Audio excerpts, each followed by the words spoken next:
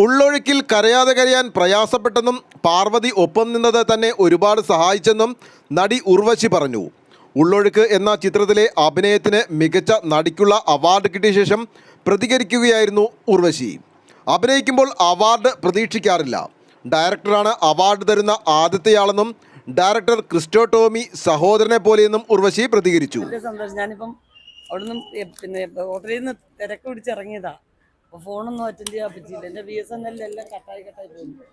അപ്പം കുറേ പേര് വിളിച്ചു അറ്റൻഡ് ചെയ്യാൻ പറ്റാത്തവരോട് ഞാൻ ക്ഷമ ചോദിക്കുക. കാരണം ഫോൺ പല സ്ഥലങ്ങളിലും റോഡിൽ കിട്ടുന്നില്ലായിരുന്നു. സന്തോഷമുണ്ട്, എനിക്ക് ഒത്തിരി സന്തോഷം.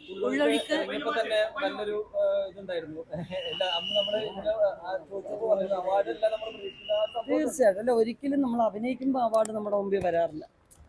ഡയറക്ടറാണ് ആദ്യത്തെ അവാർഡ് തരുന്ന ആൾ. അപ്പോൾ അദ്ദേഹം പറയുന്നത് ഓക്കെ പറയുന്നതാണ് ഏറ്റവും വലിയ അവാർഡ്. പിന്നെ പടം റിലീസ് ചെയ്ത് നിങ്ങൾ മീഡിയയിലുള്ള എത്രയോ പേര് അപ്രീഷിയേറ്റ് ചെയ്തു. ഓരോരുത്തരും അപ്രീഷിയേറ്റ് ചെയ്യുന്നത് ഓരോ പുരസ്കാരങ്ങളാണ്. പടം കണ്ട പ്രേക്ഷകർ ഓരോ തവണ നന്നായിരിക്കുന്നു എന്ന് പറയുമ്പോഴും ഹൃദയപൂർവ്വം ഒരു പുരസ്കാരമായിട്ടാണ് ഞാനത് സ്വീകരിക്കുന്നത്. അപ്പോൾ അത് തീർച്ചയായിട്ടും സർക്കാർ തലത്തിൽ നിന്ന് അതിൻ്റെ ഒരു അംഗീകാരമായിട്ട് നമുക്കൊരു സ്കൂളിലൊരു പ്രോഗ്രസ് റിപ്പോർട്ടിൽ നല്ലൊരു മാർക്ക് കിട്ടുന്ന പോലെയാണ്, ഫസ്റ്റ് പ്രൈസ് കിട്ടുന്ന പോലെ. അത് വലിയ സന്തോഷമാണ്.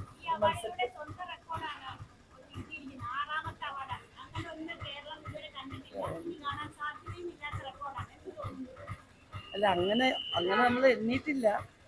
വന്നത് ഒക്കെ വലിയ സന്തോഷം. ആറാമത്തെ അവാർഡ്. തീർച്ചയായിട്ടും പാർവതി ഓപ്പോസിറ്റ് ഉണ്ടായിരുന്നത് കൊണ്ടാണ് അത്രയും നന്നായിട്ട് ഒരു ഇതിൽ വർക്ക് ചെയ്യാൻ പറ്റിയത്. അപ്പോൾ തീർച്ചയായിട്ടും പാർവതി അതിൽ തീർച്ചയായിട്ടും അർഹിക്കുന്നു ആ കുട്ടി. അത് എനിക്ക് തോന്നുന്നുണ്ട്. പാർവതിയും അത്രയും മികച്ച പ്രകടനമായിരുന്നല്ലോ നടത്തിയിരുന്നത്.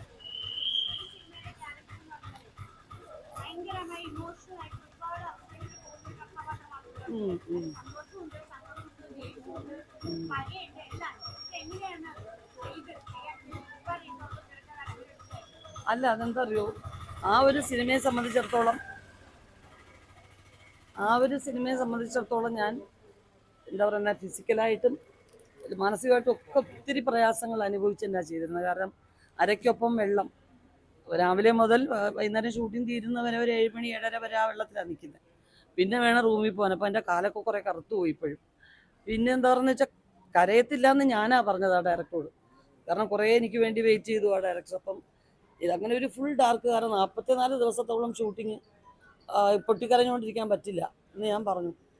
എന്നാൽ ചേച്ചിക്ക് എങ്ങനെയാണ് പെർഫോം ചെയ്യുന്നത് തീരുമാനിക്കുന്നു, അങ്ങനെ ചെയ്തോളാൻ പറഞ്ഞു. അപ്പോൾ എന്താ വെച്ച് കഴിഞ്ഞാൽ കരയുന്നതാണ് ഏറ്റവും പ്രയാസമെന്ന് ഞാൻ ചിന്തിച്ചില്ല. കരഞ്ഞാൽ അതങ്ങ് പെയ്തൊഴിയും. ഇത് കരയാതെ ഇവിടം വരെ വെച്ച് നിർത്തുന്നത്. എനിക്ക് വൈകിട്ട് പോകുമ്പോൾ ഒരു 2ാമത്തെ 3ാമത്തെ ദിവസം ഈ ഞരമ്പൊക്കെ വേദന എടുക്കുക. കാരണം ഇങ്ങനെ വെച്ച് പിടിക്കണ്ടേ. ഇതിങ്ങനെ ദിവസവും ആയി നോക്കിയപ്പോൾ ഒരു തുള്ളി എന്ന് പറയുന്നത് വീണ് ഒരു കടലാവുന്നത് ഒറ്റ ദിവസം കൊണ്ടല്ലോ. ഒരു 40 ദിവസം കഴിഞ്ഞപ്പോൾ ഞാൻ ശരീരമായിട്ടൊക്കെ ക്ഷീണിച്ചു. രാവിലെ വരുമ്പോൾ ഇങ്ങനെ അങ്ങ് നിൽക്കുക. പിന്നെ എൻ്റെ ഒരു തലകുത്തി മറിച്ചിലുണ്ടല്ലോ, ഞാനായിട്ട് സ്മാർട്ട് ആവാൻ വേണ്ടി ഒരു ശ്രമം നടത്തുക.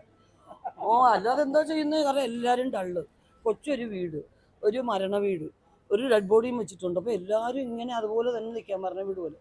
ഞാൻ മാത്രം ഒച്ച എടുത്ത് തമാശ ഉണ്ടാക്കി പറയും. ഷോർട്ട് കട്ട് പറഞ്ഞാൽ അപ്പം ആലോചിക്കുമ്പോൾ എനിക്ക് തോന്നുന്നു ഇനി ഒരു പ്രാവശ്യം കൂടെ അങ്ങനെ ചെയ്യുന്ന എങ്ങനെയാണെന്ന് ചിന്തിക്കാൻ വയ്യ.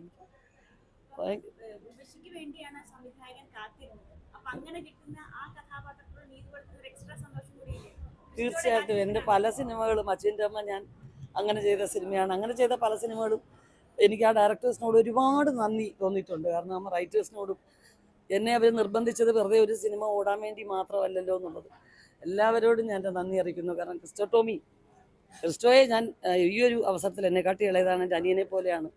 എനിക്ക് വേണ്ടി കാത്തിരുന്ന് ഓരോ വർഷം വിളിക്കുമ്പോഴും ഞാൻ ചിലപ്പോഴൊക്കെ ചൂടായിട്ടുണ്ട്. എനിക്ക് ആർക്കും അഭിനയിക്കത്തില്ല എന്നൊക്കെ പറഞ്ഞിട്ടുണ്ട്. Christo, very sorry Christo. എന്നെ അവർ നിർബന്ധിച്ചത് വെറുതെ ഒരു സിനിമ ഓടാൻ വേണ്ടി മാത്രമല്ലല്ലോ എന്നുള്ളത് എല്ലാവരോടും ഞാൻ എൻ്റെ നന്ദി അറിയിക്കുന്നു. കാരണം ക്രിസ്റ്റോയെ ഞാൻ ഈ ഒരു അവസരത്തിൽ എന്നെക്കാട്ടി ഇളയതാണ്, എൻ്റെ അനിയനെ പോലെയാണ്. എനിക്ക് വേണ്ടി കാത്തിരുന്ന് ഓരോ വർഷം വിളിക്കുമ്പോഴും ഞാൻ ചിലപ്പോഴൊക്കെ ചൂടായിട്ടുണ്ട്. എനിക്ക് ആർക്കും അഭിനയിക്കത്തില്ല എന്നൊക്കെ പറഞ്ഞിട്ടുണ്ട്. Christo, very sorry Christo. ഞാൻ ഈ പുരസ്കാരം തീർച്ചയായിട്ടും അത് ക്രിസ്റ്റോയ്ക്ക് കൊടുക്കേണ്ടതാണ്. ഡയറക്ടറാണ് അവാർഡ് തരുന്ന ആദ്യത്തെയാൾ. അഭിനയിക്കുമ്പോൾ അവാർഡ് പ്രതീക്ഷിക്കില്ല. പാർവതിയുമായി മത്സരിച്ച് അഭിനയിച്ചു. പാർവതി അപ്പുറം ഉള്ളതുകൊണ്ട് കൂടിയാണ് ഈ നേട്ടം.